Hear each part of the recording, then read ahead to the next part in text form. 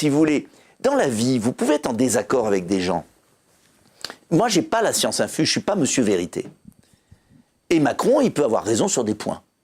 Ce que je n'accepte pas, c'est que, à l'occasion de ces crises que nous avons vécues, qui ont été alimentées par le pouvoir, exacerbées par le pouvoir, notre pays a perdu ce qui était peut-être l'exception française.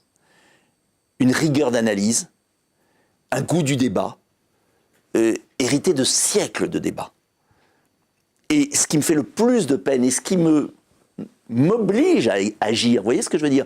À sortir de mon petit confort, parce que moi aussi je pourrais dire 27 ans député, 25 ans maire, j'ai peut-être envie de vivre aussi. Mais je ne peux pas laisser mes compatriotes comme ça. Je ne peux pas. C'est un devoir d'alerte.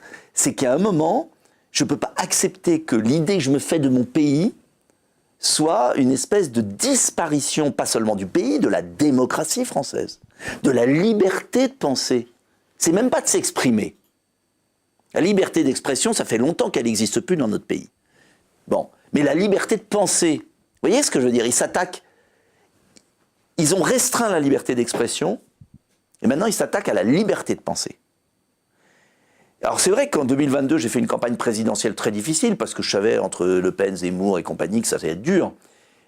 Mais je l'ai fait sur le thème la liberté. Revenons à... Mais voyez, mais parce que c'est ça qui est en jeu.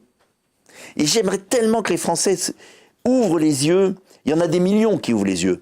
Mais le propre des dictatures, c'est Valéza qui avait dit très bien ça. Je me souviens d'une interview de Valéza, très intéressant. Il était dans son chantier naval. Bon. Il y avait eu un reportage sur la libération de la Pologne et tout. Et ça m'avait marqué, j'étais étudiant. Et à la télé, j'ai vu Valéza qui disait « Le propre d'une dictature, c'est qu'on vous fait croire que vous êtes seul. » C'est-à-dire qu'on fait croire à chaque citoyen qu'il est seul et qu'il ne peut pas y arriver. Et le « N'ayez pas peur » de Jean-Paul II avait eu un retentissement absolument fabuleux en Pologne, bon, terre chrétienne quand même, mais parce que Valéza expliquait que le « N'ayez pas peur » a permis à tous ces gens qui sont des solitaires de voir qu'ils étaient des millions de solitaires. Et en fait, on vit ça en ce moment. Enfin, en tout cas, moi, je le ressens comme ça.